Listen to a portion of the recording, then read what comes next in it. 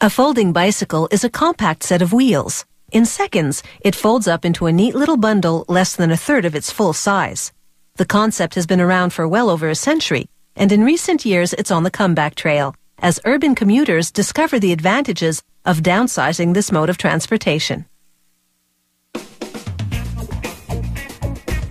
A few quick folds, and this bike no longer carries the rider, he carries it. The bike can then be carted onto public transit or into the office, and that makes it a handy way to get around town. Manufacturing begins with the main part of the bicycle frame. They lubricate the rim of tubing, which makes it easier for machinery to pinch that end. The next machine uses several blades to trim the pinched end and cut a small groove. These exact cuts will enable the team to precisely install a hinge to the tube. Hinges are now gripped by a moving clamp, which angles them for contouring and the drilling of holes for bolts. It's computer choreographed to produce a hinge that will attach snugly to the main tube. Once the hinge has been bonded to the main tube, a technician checks the job by exposing it to a magnetic field.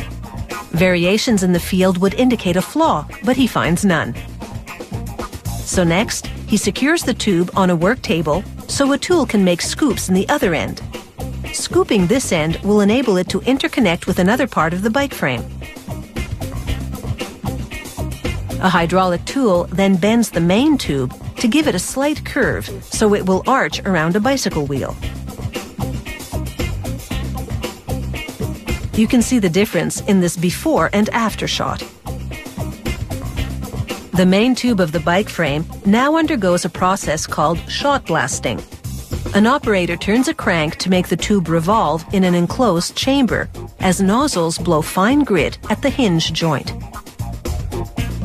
This cleans up some of the rough patches.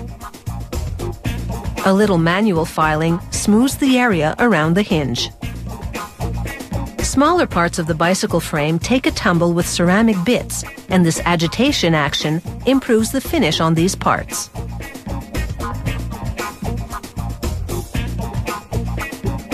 Further down the production line, a worker locks the main tube in a jig. He butts a bracing tube to it at just the right angle, and then melts metal into the joint in a process called brazing. As the metal cools and solidifies, it seals the two parts. He now fits the bottom bracket onto the scooped end of the main tube and brazes them together. The frame of a folding bicycle is much more complex than that of a conventional one-piece A-frame bike. There are 6 parts to assemble in tight alignment, and that means there's absolutely no room for error. Once the main frame assembly has been painted, it's ready to be joined to the rear frame. He attaches it by bolting the hinge. He twists the bolts to just the right torque. He tests the folding and unfolding action of the rear assembly, and then checks the lock to confirm that it functions properly.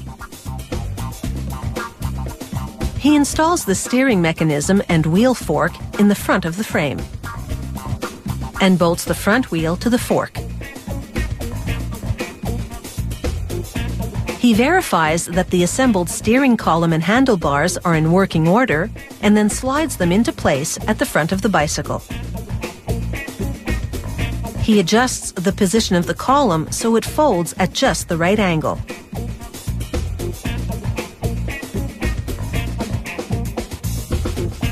He then attaches the rear wheel along with the gear hub to the frame. He secures the chain wheel and pedals to the bicycle and fits the chain into the sprockets, joining the two ends so the chain will travel in a perpetual loop. He flips the bicycle around to install the seat. And it's time to fold. The rear frame flips neatly under the main tube assembly. The front wheel locks onto the rear frame. Sliding the seat pillar down locks the fold, and he lowers the steering column. After a final inspection, this folding bicycle is ready for the big city. And when dodging traffic becomes too much of a hassle, its owner can always fold and take public transit.